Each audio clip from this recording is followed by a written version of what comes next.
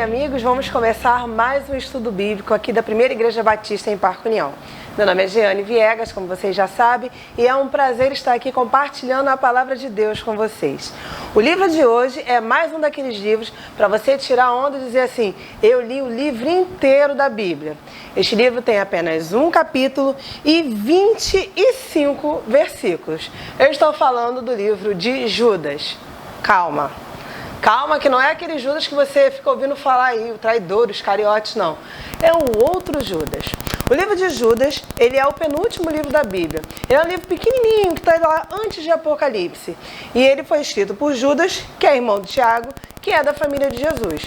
Judas não era apóstolo, mas ele começou o seu ministério logo após a ressurreição de Jesus e foi ali ajudar todo aquele ministério, ajudar todo o trabalho que Jesus estava fazendo naquele lugar e foi grande bênção até hoje. O livro nem parece que foi escrito há tanto tempo, meus irmãos, como esse livro é atual mesmo. E assim, como sempre, vou começar lá pela apresentação dele. Ele começa com uma saudação, que diz a seguinte: eu, Judas, servo de Jesus Cristo e irmão de Tiago, escreva esta carta aos que foram chamados, isto é, aqueles a quem Deus, o Pai, ama e quem Jesus Cristo protege. Pausa. Ele reconhece o senhorio de Jesus Cristo logo no começo, porque ele se refere que ele é irmão de Tiago. Ele não fala nada sobre ser da família de Jesus. Ele reconhece que Jesus Cristo é Deus aqui na Terra. E isso é um sinal muito bacana de que a gente deve reconhecer quem é Jesus na vida da gente. E ele prossegue. Quando ele diz Deus, o Pai que ama e a quem Jesus Cristo protege, ele está trazendo ali a missão de Jesus, porque Jesus veio para salvar-nos, para cuidar da gente. E a gente precisa entender essa mensagem contida na salvação, essa mensagem contida na cruz do Calvário, na sua ressurreição. E ele prossegue, que vocês tenham mais e mais a misericórdia, a paz e o amor de Deus. Essas três palavras ele traz em conjunto e elas vão começar e elas vão encerrar o texto. Por quê? A paz é aquilo que excede todo entendimento. O amor tem um texto que vai descrever o que é o amor e o amor é Deus. Agora, a misericórdia é aquilo que você tem que ter para com o outro, assim como Deus tem misericórdia conosco. Esse conjunto vai fazer de você um verdadeiro imitador de Cristo. A gente precisa compreender que nós precisamos ser cópias de Jesus Cristo, que nós que seguimos Jesus, não o contrário. Jesus não está aqui para fazer as nossas vontades. Na verdade, nós que devemos saber quem é Cristo em nossas vidas para a gente poder fazer a vontade dele. E saber disso é essencial para a gente prosseguir no texto. Ele vai começar falando sobre os falsos mestres, né? Qual é a questão que vai pegar aqui nos falsos mestres? Ele começa assim: meus queridos amigos, eu estava fazendo todo o possível para escrever a vocês a respeito da salvação que temos em comum. Ou seja, a mensagem da cruz, a ressurreição de Cristo, a esperança, a graça. Mas aí ele faz uma pausa. Então, senti que era necessário escrever agora para animá-los a combater a favor da fé, que, uma vez por todas, Deus deu ao seu povo. Ou seja, se saber que Jesus morreu na cruz vai trazer pessoas a Cristo, esse texto vai alertar sobre as pessoas que já estão em Cristo. Que não adianta só você saber da salvação se você não consegue manter a sua fé. Você precisa alimentar a sua fé, você precisa cuidar da sua fé. E ele vai prosseguir alertando o seguinte: pois alguns homens que não temem a Deus entraram no meio da nossa gente sem serem notados. Ou seja, meu querido, volta aquele negócio. A pessoa tem cara de quem é de Deus. A pessoa até fala como quem é de Deus. Passa-lhe despercebido. Mas os frutos dão a entender quem são a árvore. E aí, no versículo 4, no finalzinho, ele traz uma coisa que é essencial para a gente entender sobre os falsos mestres, não só daquele dia, mas dos dias atuais também. Ele diz o seguinte: eles torcem a mensagem a respeito da graça do nosso Deus, a fim de arranjar uma desculpa para a sua vida imoral. Isso é um versículo de alerta. Alerta para os nossos dias, assim como foi alerta para aqueles dias. Por que alerta, Jeane? Seguinte, eu conversando um dia desses com uma pessoa, eu estava falando sobre pecado, que a gente peca. Inevitavelmente, a Bíblia vai dizer que o bem que eu quero fazer eu não faço, mas o mal que há em mim eu acabo fazendo. A questão é, como você reage quando percebe que pecou? A sua reação, se você é um servo do Senhor Jesus Cristo, é querer não pecar mais. É se incomodar a ponto de pedir a Deus, assim, Senhor, eu não quero mais pecar. A partir do momento que você começa a encontrar justificativas para o seu pecado, quer dizer que você não se arrependeu. Quer dizer que você quer que Deus, de alguma forma, aceite aquilo que você está fazendo de errado. E para isso, às vezes, as pessoas vão usar até a palavra de Deus distorcida para poder não reconhecer que está pecando. Porque abandonar pecado requer renúncia. E às vezes as pessoas não querem renunciar. Essa é a grande questão. E ele vai prosseguir. Quando ele fala de vida imoral, é imoral mesmo. É fazer algo que prejudica não só a si mesmo, mas também a sociedade. Por isso que esse alerta é tão importante nesse texto. E ele vai para além. E também rejeitam Jesus Cristo, o nosso único mestre e Senhor. Há muito tempo que as Escrituras Sagradas anunciaram a condenação que eles já receberam. E aí, os versículos seguintes, o versículo 5 até o versículo 7, ele começa a fazer referências sobre quando o povo de Deus teve problemas com o pecado e como eles reagiram. Então ele vai falar sobre o Êxodo, vai falar também sobre Sodoma e Gomorra, sobre a condenação que aquele povo teve por estar ali tão anelado ao pecado, por estar tão apegado ao pecado. E ele vai falando sobre como isso é prejudicial. E aí ele vai trazer uma característica interessante, meus irmãos. Talvez seja importante a gente saber essas características para você fazer aquela identificação, aquele scanner básico sobre um falso mestre. Ele vai dizer o seguinte: do mesmo modo, esses homens têm visões que os fazem pecar contra o próprio corpo deles, lembra que eu falei sobre isso?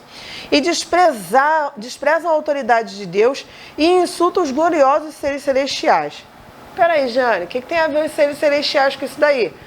Mais à frente ele vai dizer o seguinte: Miguel, o anjo, quando estava lá lutando pelo corpo de Moisés, que tem um texto que vai falar sobre isso, quando Moisés morreu, vai dizer que o anjo Miguel e o diabo estavam batalhando pelo corpo. E ele vai dizer assim: Miguel não se atreveu a condenar o diabo com insultos, mas apenas disse que o Senhor repreenda vocês. Mas esses homens xingam aquilo que não entendem, e as coisas que eles conhecem por instintos, como animais selvagens, são estas que os destroem. Eita, para tudo, meus irmãos. O que dá a entender é que esses tipos de falsos mestres se acham completamente poderosos a ponto de se colocar no lugar de Deus para condenar alguém ou alguma coisa. Então a gente precisa ficar atento a esse tipo de pessoa.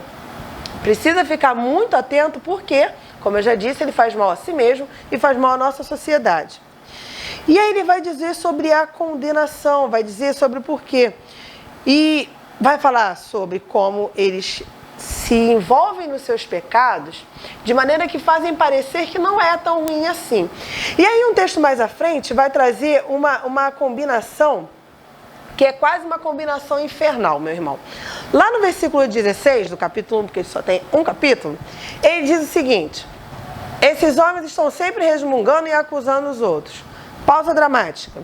Combinação infernal daquele cara que é um falso mestre. Ele resmunga o tempo todo e ele acusa. Vou trazer para mim a seguinte interpretação. Eu resmungo, a partir do momento que eu resmungo, a partir do momento que eu reclamo, eu entendo que aquilo que está acontecendo de ruim não é culpa minha. E a prova disso é por quê? Porque além de resmungar, ele também acusa. É uma pessoa sem nenhum tipo de autorresponsabilidade. A culpa nunca é dele, a culpa sempre é do outro. Porque se ele reconhecer que a culpa é dele, ele precisa assumir o pecado dele. Então ele vai fazer o que for necessário para acusar o outro pelo pecado que pertence somente a ele. E aí ele vai prosseguir nessa combinação infernal, que não acaba por aí não. Ele diz o seguinte: eles seguem os seus próprios maus desejos, vivem se gabando e bajulam os outros porque são interesseiros.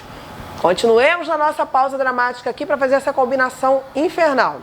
A pessoa resmunga e a pessoa acusa o outro. E além disso, ela se gaba e ela bajula. Ou seja, eu sou muito bom, eu sou muito santo. O outro precisa se consertar, o outro precisa ser como eu, porque eu estou maravilhoso. E aí quando ele vê alguém que traz o seu interesse, seja com dinheiro, seja com fama, seja com a ascensão, ele bajula essa pessoa. Ele vai fazer dessa pessoa uma pessoa mais importante. O que vai dizer que é uma acepção de pessoas. Porque a partir do momento que você olha para os outros como categoria e trata alguém melhor, porque aquele alguém pode te dar algo, você está fazendo acepção de pessoas. E a Bíblia condena completamente isso. Eu tenho certeza, meu irmão, que após fazer essa declaração de combinação infernal desses 4 elementos, que é a resmungação, se é que essa palavra existe, né? O resmungar, o acusar, o se gabar e o bajular, eu tenho certeza, meu irmão, que talvez tenham vindo alguns casos complexos na sua cabeça, alguns escândalos complexos na sua cabeça. Meu irmão, é assim mesmo.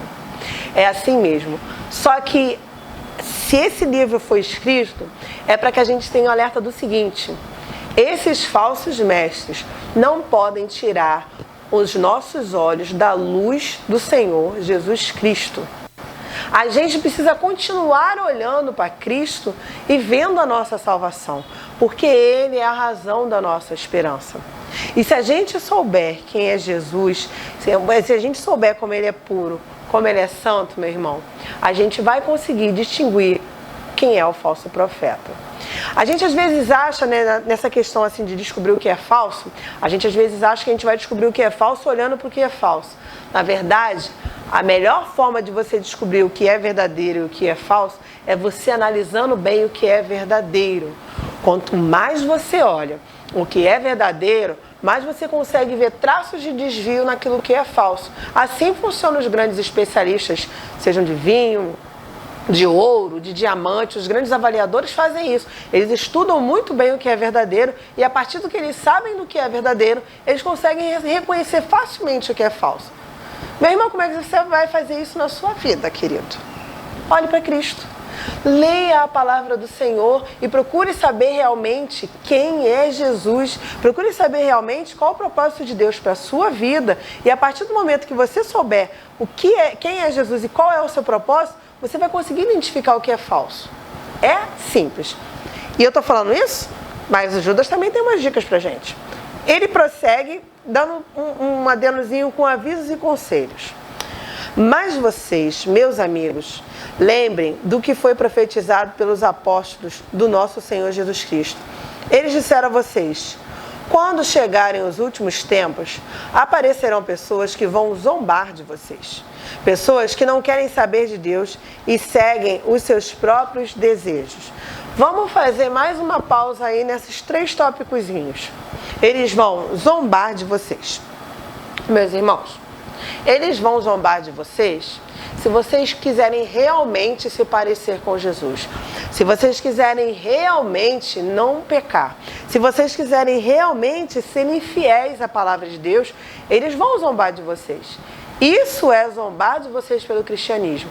Quando alguém debocha de você ou zoa de você porque você não está sendo fiel a Deus, isso não tem a ver com o cristianismo, tem a ver com o seu egoísmo. Eu sei que isso é uma palavrinha pesada, mas isso é real. Às vezes as pessoas ficam assim: as pessoas estão me perseguindo. Estão perseguindo por causa realmente da palavra? Ou será que o seu testemunho não tem sido de acordo com o que a palavra de Deus quer? Temos que diferenciar isso, que é muito importante. E aí ele segue lá: pessoas que não querem saber de Deus. Ou seja, eles zombam daqueles que são fiéis a Deus e eles também não querem saber de Deus. E eles seguem os seus próprios desejos. Uma coisa responde à outra. Eles não querem saber de Deus, meus queridos, porque eles estão presos aos seus próprios desejos. Eu lembro de uma história, que a gente adora contar uma história, de uma pessoa que falou assim: eu não posso servir a Deus, eu não posso ser um cristão, mesmo que eu queira muito, eu não posso. E aí perguntaram para essa pessoa: mas por que você não pode ser um cristão? Você já entendeu o sacrifício de Cristo na cruz do Calvário? Você sabe que Jesus ressuscitou? Por que você não quer decidir servir a Deus? E a pessoa respondeu: porque eu adoro fazer fofoca. E eu não quero abrir mão de saber da vida dos outros e contar sobre a vida dos outros. Meus irmãos, chega a ser engraçado, mas a fofoca destrói vidas. A fofoca destrói famílias. A fofoca é o berço para uma série de outras coisas. A fofoca começa na inveja. Pensa numa pessoa que não quer o amor de Deus, que não quer servir a Cristo porque não quer abrir mão da fofoca. Você talvez esteja rindo, mas será que você já abriu mão de todos os seus desejos para você servir a Cristo?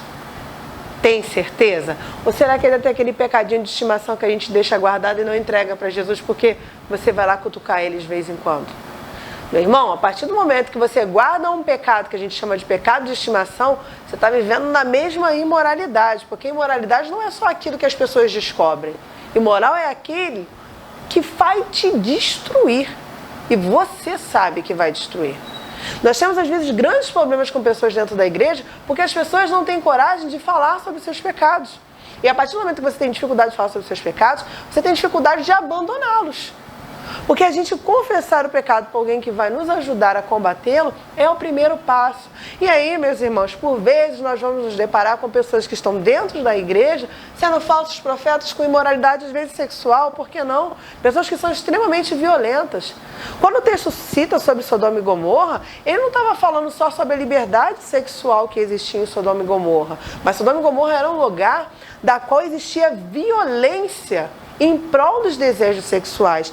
Ele fala ali no versículo anterior que as pessoas de Sodoma e Gomorra queriam pegar as pessoas à força, violência mesmo. O que você está fazendo, prejudicando o outro, para atender os seus próprios desejos? Talvez não seja nada relacionado à sexualidade, talvez não seja nada relacionado à fofoca, mas talvez existam coisas no seu coração que você precisa entregar para Jesus, para você realmente não correr o risco de estar vivendo dentro dessas pessoas que não abandonam seus desejos em prol de servir a Cristo. E aí, ele fala sobre ter dominado por esses desejos naturais que não têm o Espírito de Deus. São essas pessoas que causam divisões na igreja. Olha, são essas pessoas que causam divisão, não só na igreja. Pessoas assim, ele vai causar divisão em qualquer lugar que ele estiver. Pois são dominados pelos seus próprios desejos naturais e não têm o Espírito de Deus.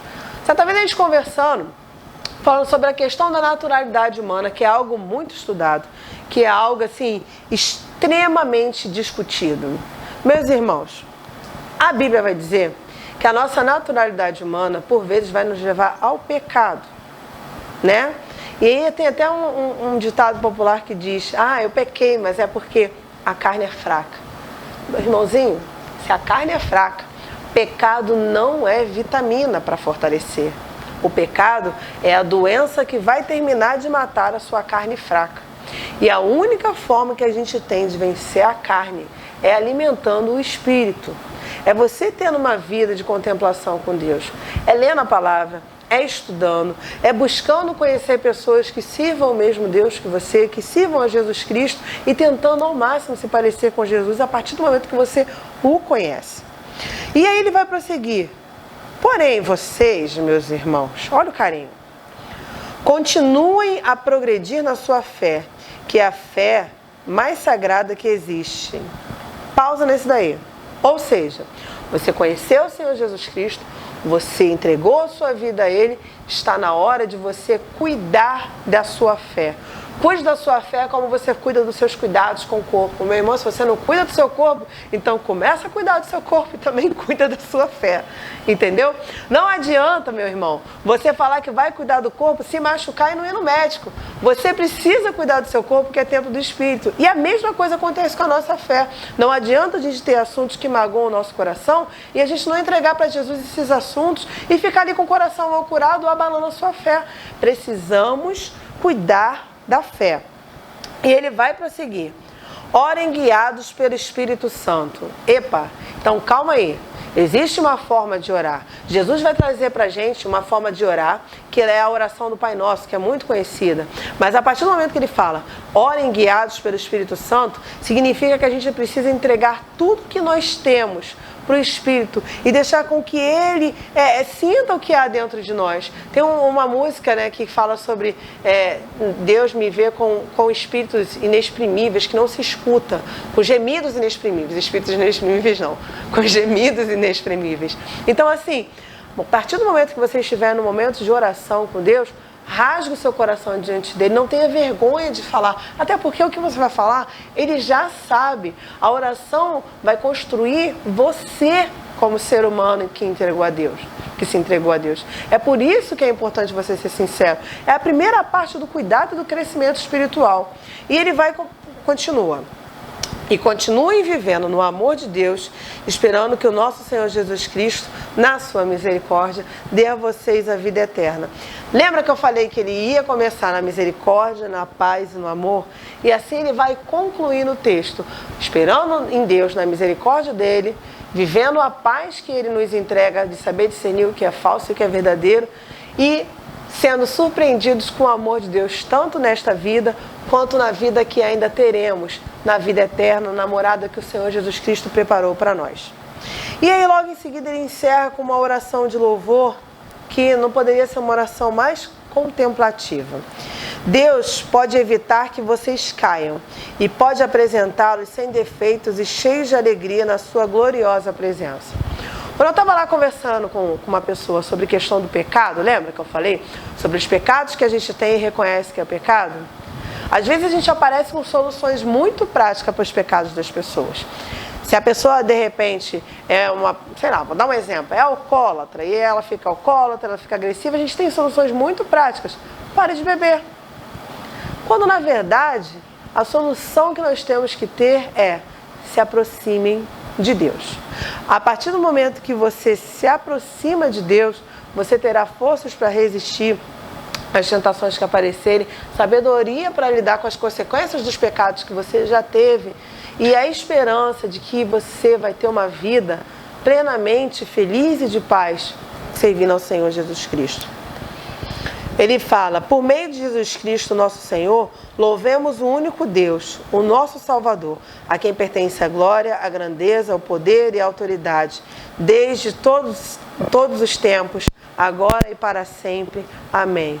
O mesmo Deus que deu a inspiração para que Judas escrevesse esse livro é um Deus de ontem, é um Deus de hoje. E nós continuamos a glorificar o nome desse Deus, porque Ele é um Deus grandioso, a quem pertence a glória, o poder e a autoridade. Eu não sei o que você está vivendo na sua vida atualmente, mas eu sei o seguinte: quanto mais você se aproximar de Deus, mais Ele lhe dará forças para evitar viver uma vida de pecados, mais Ele lhe dará condições de superar as suas dificuldades. Quanto mais você buscar a palavra dele, mais você terá chances de escolher se parecer com Jesus Cristo. O nosso Deus é um Deus zeloso, que cuida de nós, mas o nosso Deus é um Deus que também respeita a sua vontade. Ele evita que você peque. Mas se você escolher pecar, é uma escolha sua. Mas eu pergunto a você: a pessoa que realmente entregou a sua vida a Jesus, a pessoa que realmente quer se parecer com Jesus, cabe a ela escolher pecar? Ou cabe a ela fugir do pecado? Então, meus irmãos, que o texto de hoje sirva para que nos ajude a diferenciar os falsos mestres, mas que também nos ajude a jamais sermos falsos mestres. Às vezes isso é uma coisa que a gente não fala. Se você sente que de repente você tem sido pedra de tropeço na vida de alguém, entrega a sua vida completamente a Jesus. Não seja um falso mestre para ninguém, não seja alguém que vai derrubar pessoas, não seja alguém que cause divisões. Pelo contrário, seja a pessoa que traz misericórdia, seja a pessoa que traz paz, seja a pessoa que é amor. E essa é a mensagem de hoje, e eu queria encerrar orando com vocês. Vamos orar? Senhor Deus, Pai bondoso, muito obrigado porque diante da sua misericórdia, Senhor, o Senhor nos deu esse livro. O Senhor capacitou o seu servo a escrever este livro para que nós o lêssemos no dia de hoje, para que nós entendêssemos a palavra deste livro no dia de hoje e, acima de tudo, para que nós tivéssemos a oportunidade de viver o que está escrito neste livro. Senhor Deus, às vezes é difícil a gente abandonar pecados, porque por vezes os pecados parecem mais prazerosos. Mas eu sei, Senhor, que viver contigo é o maior prazer que pode haver. Porque viver contigo é viver desfrutando da sua misericórdia, é viver desfrutando da sua paz e é viver desfrutando do seu amor. Deus, que possamos escolher se parecer com Jesus, que possamos escolher viver para ti, meu Deus, e possamos escolher convidar o Espírito Santo para guiar as nossas vidas. Muito obrigado por tudo. É o que eu agradeço e peço. Em nome de Jesus. Amém. Queridos irmãos, foi uma bênção estar aqui com vocês e eu espero que essa mensagem traga paz ao seu coração. Muito obrigada e até a próxima. Tchau, tchau.